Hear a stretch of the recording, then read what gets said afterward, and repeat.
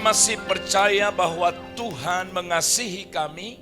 Kami masih percaya bahwa kami memiliki sarana yang Tuhan pakai untuk kami dapat berkomunikasi dengan Engkau, yaitu melalui doa kami.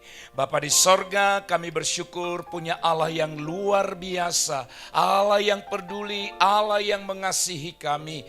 Kami sudah memuji Engkau Tuhan. Saat ini kami merindukan sabdamu, merindukan firman Allah yang hidup dan berkuasa, yang akan menambah iman percaya kami, sehingga kami dimampukan menghadapi seluruh kenyataan hidup selama kami ada di dunia ini.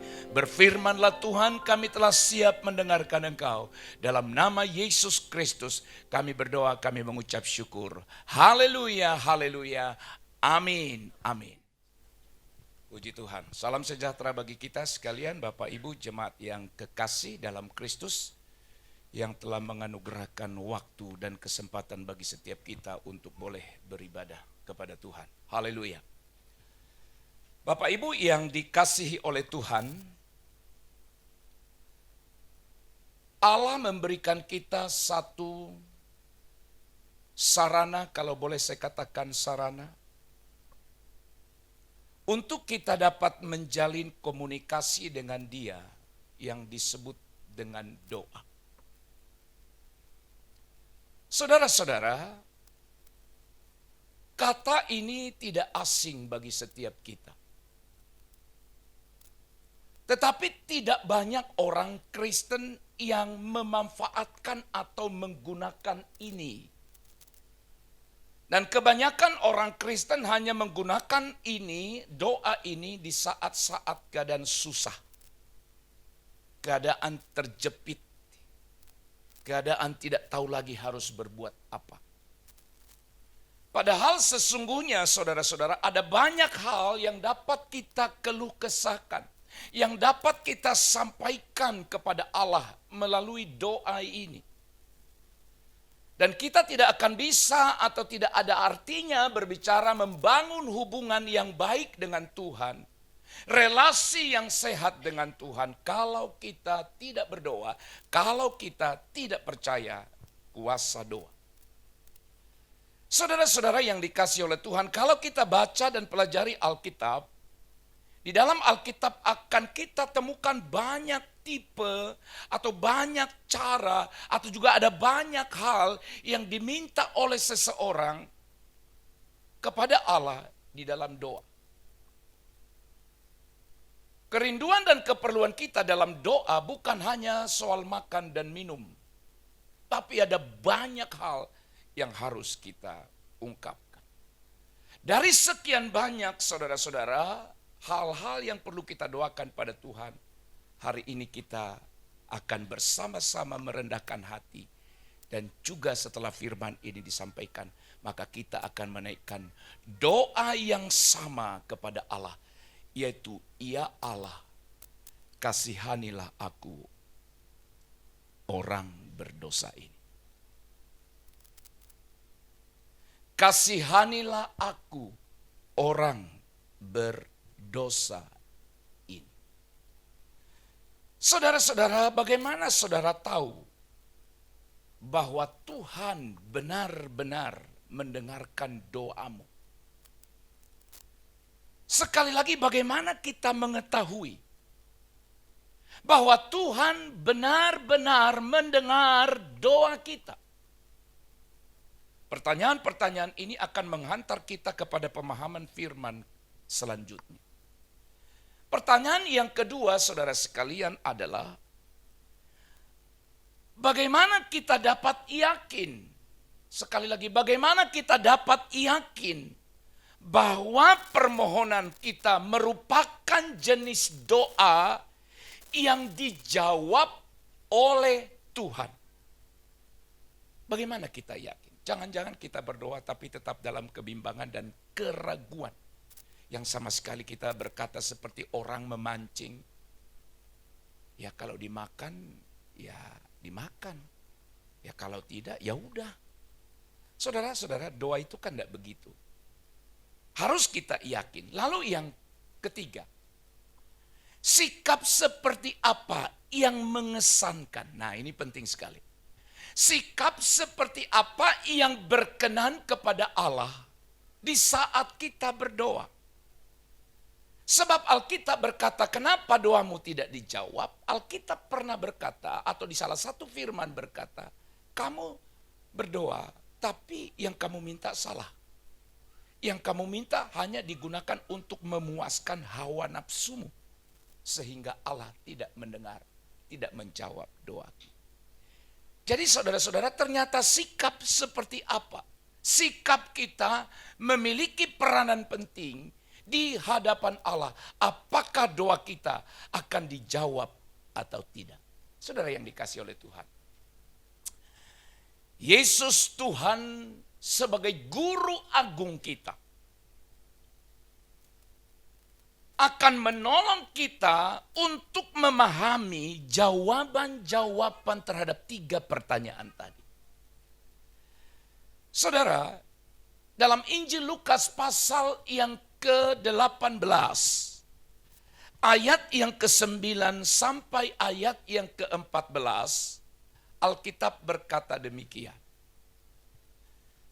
Dan kepada beberapa orang yang menganggap dirinya benar dan memandang rendah semua orang lain, Yesus mengatakan perumpamaan ini. Ada 2 orang pergi ke bait Allah untuk berdoa. Yang seorang adalah Farisi dan yang lain pemungut cukai. Orang Farisi itu berdiri dan berdoa dalam hatinya begini. Ya Allah, aku mengucap syukur kepadamu karena aku tidak sama seperti semua orang lain. Bukan perampok, bukan orang lalim, bukan pejinah, dan bukan juga seperti pemungut cukai ini. Aku berpuasa 2 kali seminggu. Aku memberikan 1/10 dari segala penghasilanku. Tetapi pemungut cukai itu berdiri jauh-jauh. Bahkan ia tidak berani menengadah ke langit, melainkan memukul diri dan berkata, Ya Allah, kasihanilah aku orang berdosa ini. Aku berkata kepadamu, orang ini pulang ke rumahnya sebagai orang yang dibenarkan Allah. Dan orang lain itu tidak. Sebab barang siapa meninggikan diri, ia akan direndahkan. Dan barang siapa merendahkan diri, ia akan ditinggikan. Amin.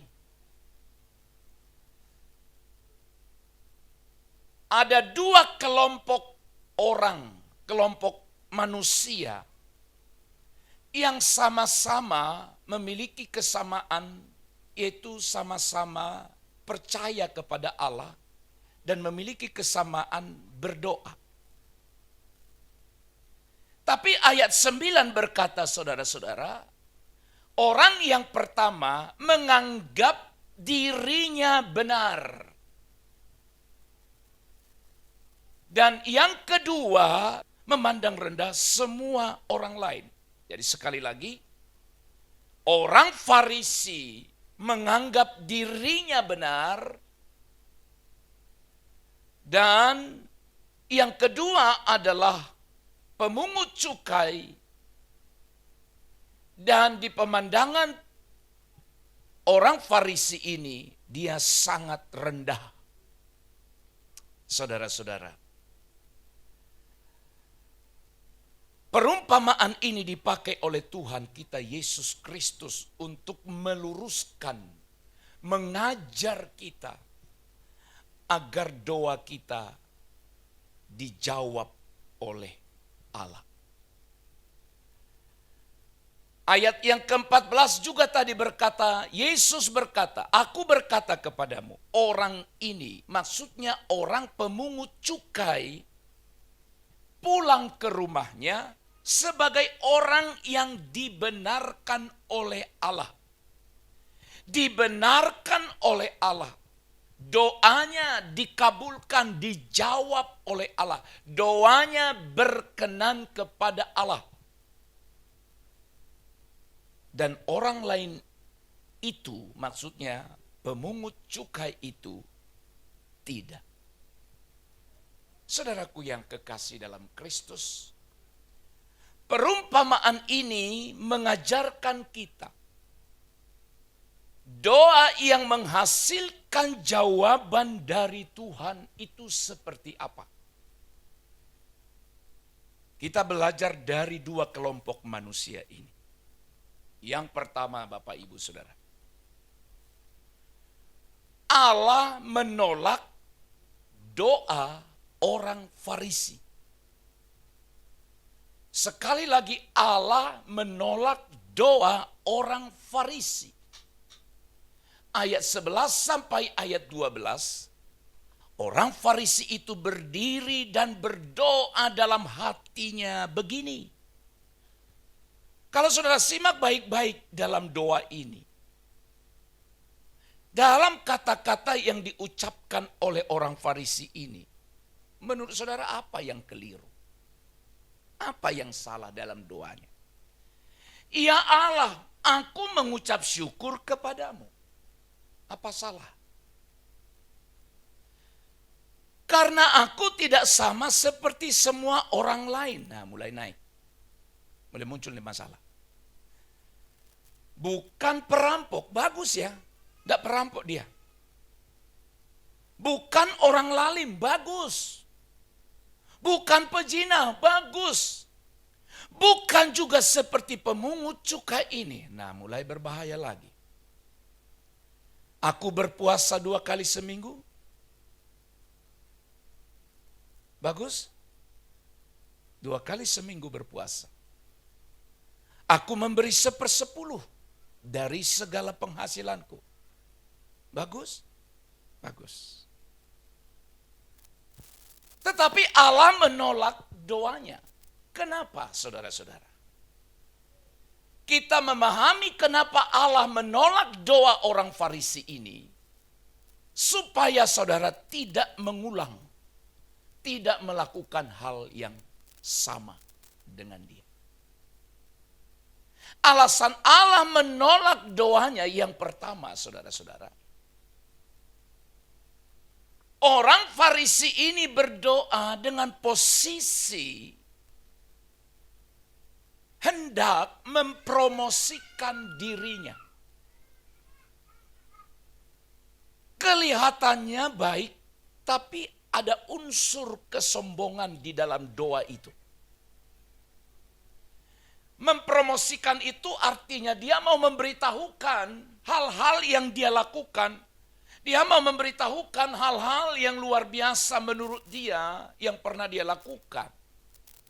Itu tadi kita sudah baca di ayat 11 sampai 12. Ini unsur kesombongan. Sebab di dalam doa itu ia mempromosikan dirinya. Seolah-olah dia mau bilang, Tuhan, engkau harus tahu ya siapa saya. Tuhan, engkau harus tahu ya apa saja yang sudah kulakukan dalam hidup ini. Yang kedua, alasan Allah menolak doanya adalah karena ia berdoa dengan mementingkan dirinya sendiri. Menarik dalam satu terjemahan atau beberapa terjemahan Alkitab, ayat itu menarik di sana. Salah satu terjemahan yang saya baca itu adalah, saya buka Alkitab, King James Version itu bilang begini, ada kalimat prayer does with himself. Yang artinya sesungguhnya dia berdoa itu, berdoa dengan dirinya sendiri, bukan dengan Allah. Oke ya. Berdoa dengan dirinya sendiri, bukan dengan Allah. Itu namanya mementingkan dirinya sendiri. Hal ini juga bisa kita lakukan tanpa kita sadar.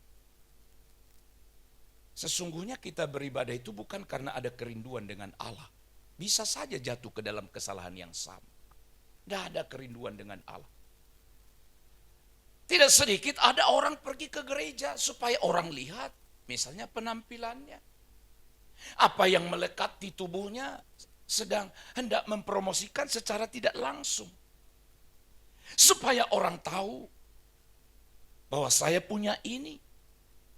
Bahwa saya mampu lakukan ini supaya orang tahu. Jadi ketika orang seperti itu memiliki hati, memiliki motivasi untuk beribadah. Itu sesungguhnya dia tidak sedang beribadah kepada Allah. Tetapi beribadah untuk dirinya sendiri. Yang ketiga. Kenapa Allah menolak doa orang Farisi itu, saudara-saudara? Ia merasa benar sendiri. Bukan perampok. Bukan orang lalim. Bukan pezina. Nah, sampai dia bandingkan dengan orang yang berdoa bersama dengan dia. Dia tunjuk.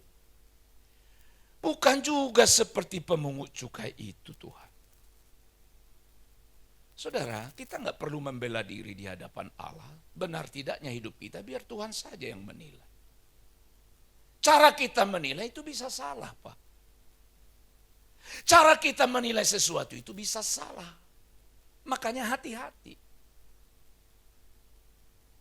Kesalahan fatal pada orang Farisi ini, dia merasa dirinya benar. Ketika kita merasa diri benar, ibadah kita tidak berarti. Ketika kita merasa diri benar, doa kita tidak akan didengar oleh Allah. Dan yang keempat, alasan Allah menolak doanya.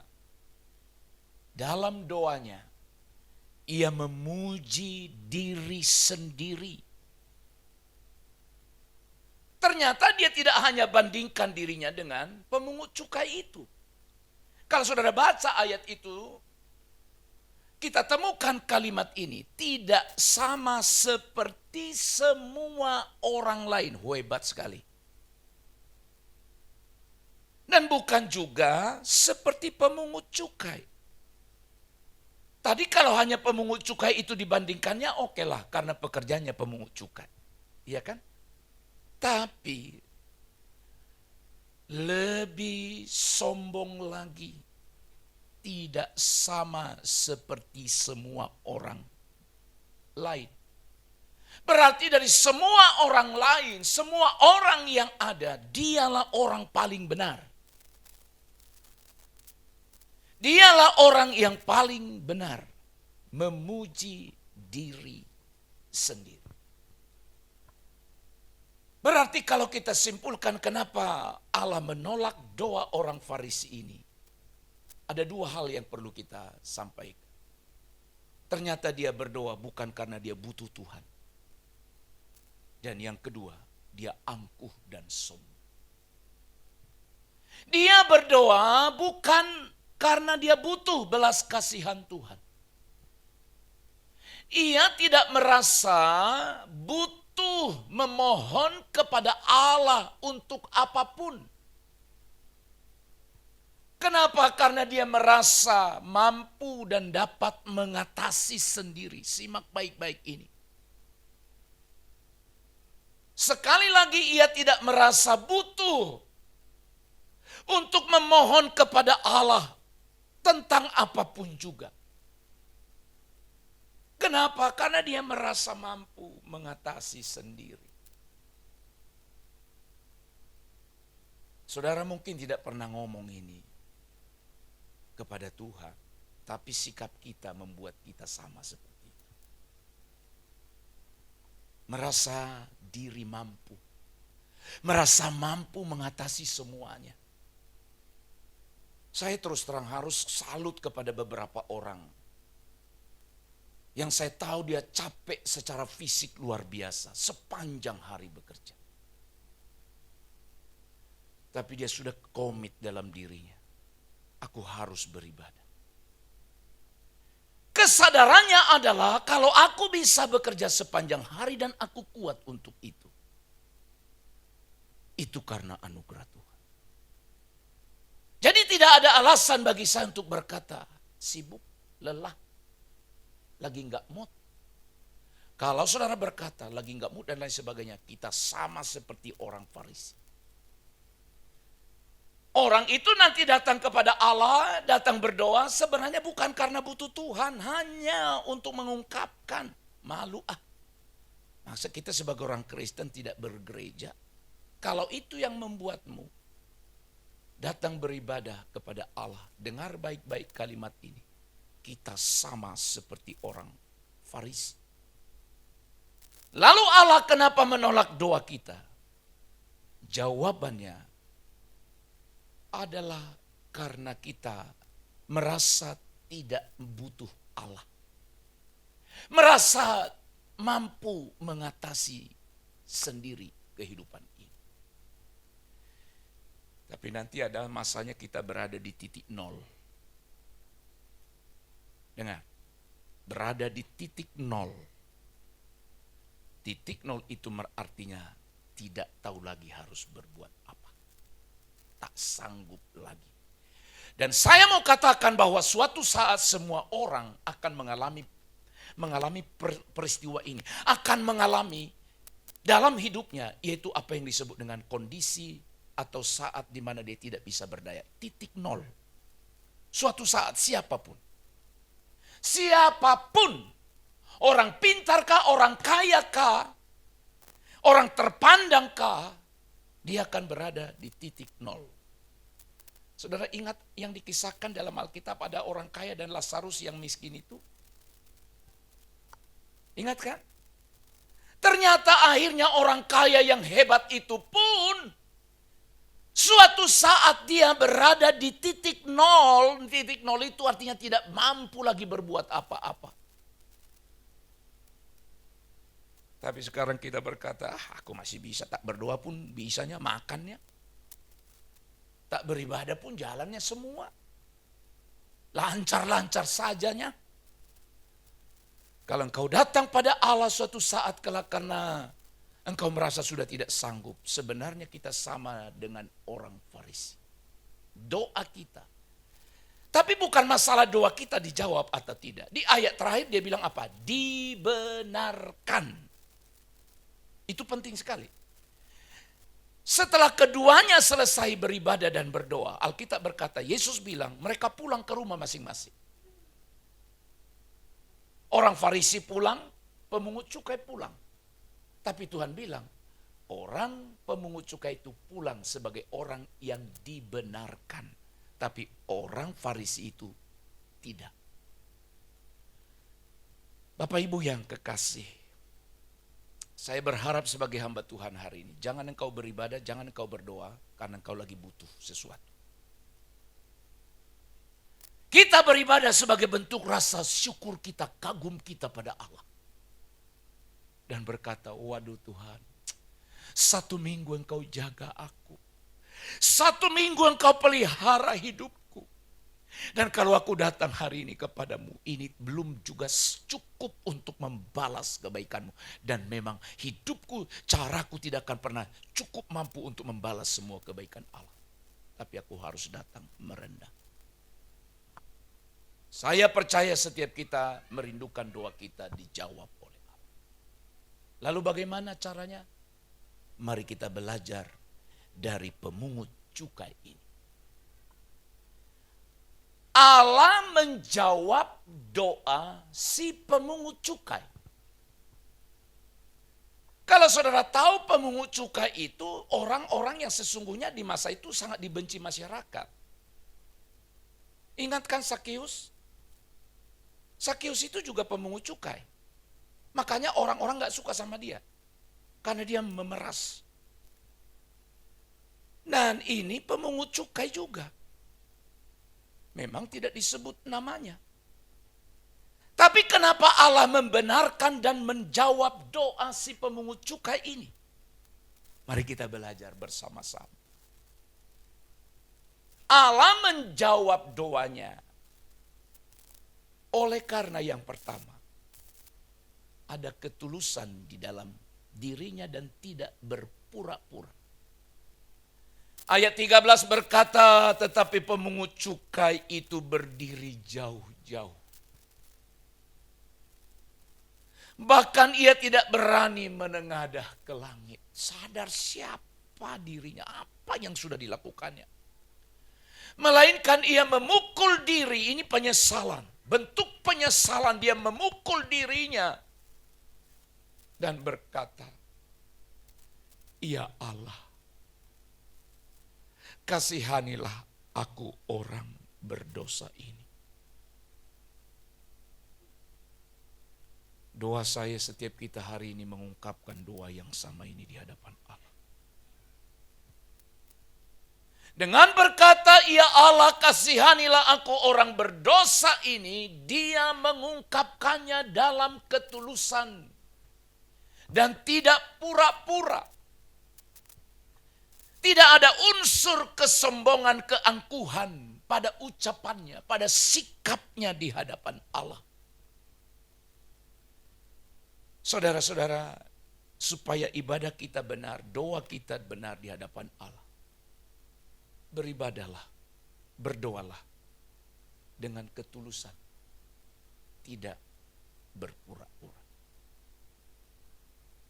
Engkau angkat tangan di hadapan Allah, kenapa? Engkau menyembah Allah, engkau bernyanyi, engkau bergerak, engkau menari. Karena apa? Adakah unsur kesombongan, keangkuhan di sana? Kalau ada, mari kita bertobat. Supaya kita dibenarkan dan doa kita dijawab. Allah merindukan, menginginkan ketulusan. Bukan kepura-puraan. Tulus apa adanya. Sekali lagi tulus apa adanya. Aku menyembah Allah, aku menyanyi, aku mengangkat tangan. Bukan untuk mencari perhatian orang. Bukan supaya orang kagum pada saya. Sama sekali tidak. Tapi aku menyanyi, memuji Tuhan. Aku sadar, aku sebagai orang berdosa. Kedua, pemungut cukai ini, dia rendah hati. Dia sadar, dia tahu, dia insyaf apa yang dia lakukan dalam keseharian hidupnya. Dia tahu itu. Banyakan kita nggak sadar. Apa yang kita sudah lakukan, kita nggak sadar. Dosa apa yang kita sudah lakukan nggak sadar.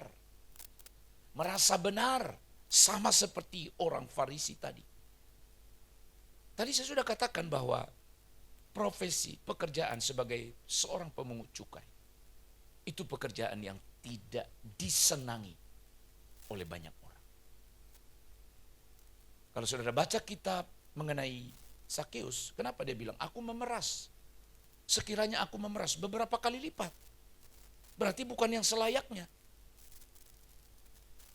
Dia sampai sebut itu. Bukan yang selayaknya, berarti dia pernah memeras. Mengambil yang tidak sesuai dengan standar. Makanya orang banyak itu marah sekali, benci sekali sama dia.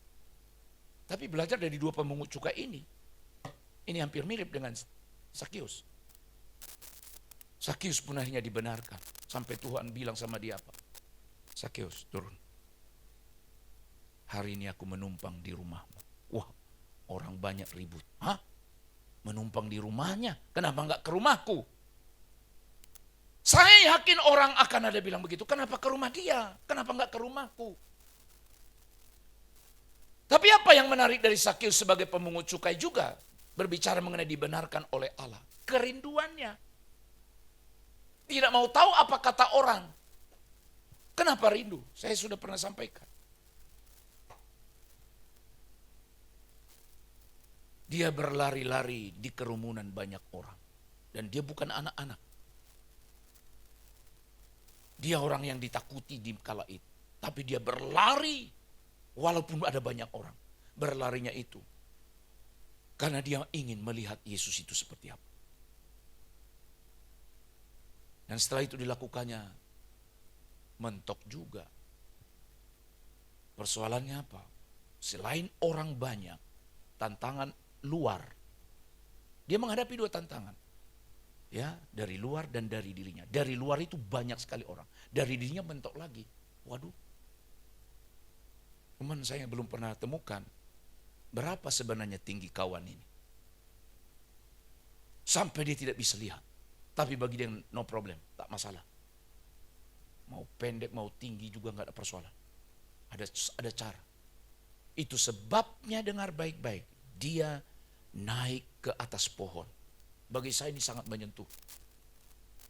Naik ke atas pohon. Kalau ada pertunjukan, ada misalnya, ya sebutlah seperti itu ya. Kalau anak-anak naik ke atas pohon untuk melihat kan orang nggak kaget. Wah nggak apa-apa naik. Wah supaya lihat enak di atas, enak dari atas lihat. Tapi kalau bapak-bapak yang naik, orang akan tertawa. Ya ampun. Tapi dia tidak peduli.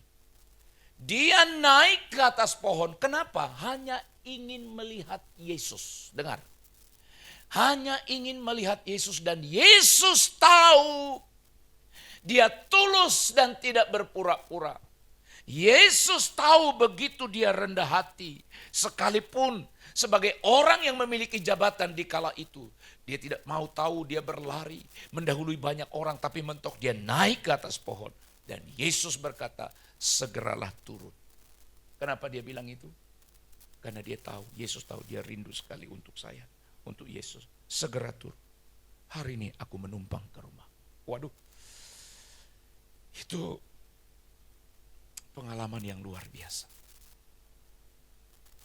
Sakeus seketika diubah oleh Allah. Sekalipun banyak dosa yang dilakukan. Allah membutuhkan kerendahan hati hari ini. Yang terakhir, Allah menjawab doa si pemungut cukai.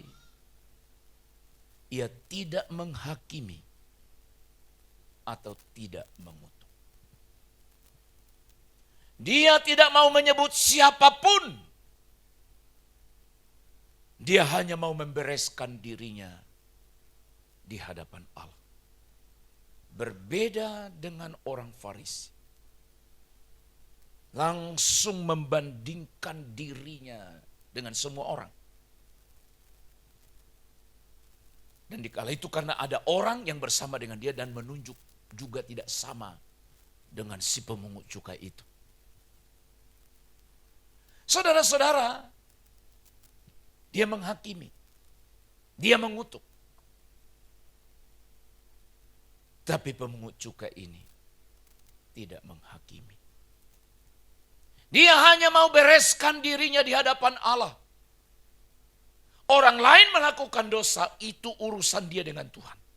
Urusanku hari ini, apa yang sudah kuperbuat yang menyakiti hati Allah. Ini yang harus kuselesaikan. Saudara, inginkah engkau doamu dijawab Tuhan? Ibadahmu dikenan Allah. Hidup kita dibenarkan. Lakukanlah dengan ketulusan, bukan kepura-puraan. Miliki kerendahan hati bahwa kita butuh Tuhan. Dan jangan menghakimi. Merasa diri paling benar dan orang lain salah semua. Sehingga kita sampai pada pengakuan yang sama seperti pemungut cukai ini. Ya Allah, kasihanilah aku orang berdosa ini. Hubungan kita ditemukan dalam kasih karunia Allah. Kita sama sekali tidak kudus, tidak ada yang layak, tidak ada yang benar. Baik dalam cara yang kita lakukan, bentuk penampilan kita, dan apapun juga. Si pemungut cukai memahami bahwa ia tidak pantas menerima hubungan dengan Tuhan melalui kebenarannya sendiri, melalui tindakannya sendiri. Dia sadar itu tidak pantas. Sangat berbeda dengan orang Farisi. Bahwa dia merasa pantas akan kebenarannya dan akan apa yang sudah dia lakukan. Dengan berkata, aku bukan ini, aku bukan ini, aku melakukan ini, aku melakukan ini, dan lain sebagainya. Saudara-saudara, jangan sekali-kali engkau berkata, Tuhan, aku sudah lakukan ini, aku tidak sama dengan orang. Biarlah penilaian itu datang dari atas. Karena kita bisa salah menilai, tapi Allah tidak salah. Efesus pasal 2 ayat 8 sampai ayat yang ke-9. Sebab karena kasih karunia kamu diselamatkan oleh iman. Itu bukan hasil usahamu. Si pemungut cukai sadar, bukan karena usahanya. Orang Farisi sadar bahwa segala sesuatunya karena dia. Dia sadar itu. Bahwa semua karena dia. Tapi Alkitab berkata bukan karena hasil usahamu. Tetapi pemberian Allah. Itu bukan hasil pekerjaanmu. Jangan ada orang yang memegahkan diri sombong seperti orang Farisi itu. Oleh sebab itu, haleluya. Hari ini bersama-sama kita untuk bertekad melepaskan kesombongan, melepaskan suka mempromosikan diri sendiri. Hidup yang berpusat pada diri sendiri, egois, merasa benar, suka memuji diri, baik melalui doa maupun melalui cara-cara kehidupan yang lain. Yang Allah inginkan semua kita rendah hati. Itu sebabnya di ayat yang ke-14 bagian B tadi dikatakan begini. Sebab barang siapa meninggikan diri, ia akan direndahkan. Dan barang siapa merendahkan diri, ia akan ditinggikan. Siapa yang mau meninggikan saudara? Dunia inikah? Orang lainkah yang mengagumimu? Tapi Allah tidak mengagumimu. Haleluya. Maka kita tidak perlu, jangan sedih, jangan sakit hati. Ketika orang tidak memuji perbuatan baik yang kau lakukan. Jangan jadi berhenti berbuat baik. Tidak apa-apa. Biar Allah yang memuji. Biar Allah yang meninggikan. Sebab seseorang bisa saja memuji kita. Motivasinya beda. Seseorang bisa saja mengagumi kita. Walaupun sesungguhnya tidak seperti itu kita. Yang Allah mau hari ini agar doa kita dikabulkan, dijawab oleh Allah. Biarlah kita belajar seperti yang dilakukan oleh pemungut cukai ini. Lakukanlah dalam ketulusan, bukan kepura-puraan. Tetap rendah hati, sadar sebagai orang berdosa, sadar bahwa kita butuh belas kasihan Allah. Dan tidak perlu menghakimi orang. Tidak perlu berkata, aku lebih benar, dia salah. Itu tipe orang Farisi. Saudara-saudara, kenapa doa kita tidak dijawab? Sesungguhnya bukan karena Allah tidak mendengar. Alkitab berkata, tangannya bukan kurang panjang. Pendengarannya bukan kurang tajam mendengar.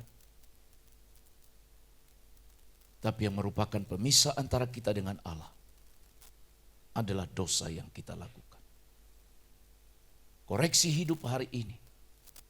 Kalau ada dosa yang kita lakukan, biarlah kita berkata, seperti pemungut cukai ini, ya Allah, kasihanilah aku orang berdosa ini.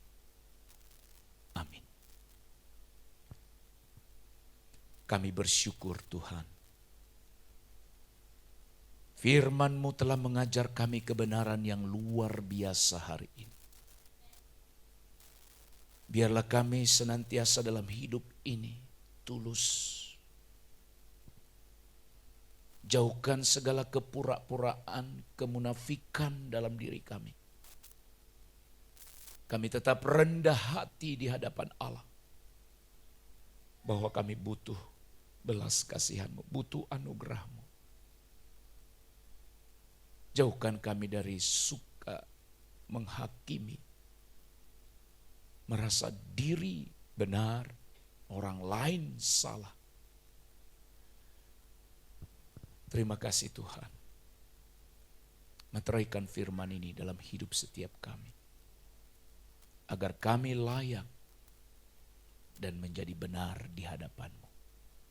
Dalam nama Yesus kami sudah berdoa. Haleluya. Amin.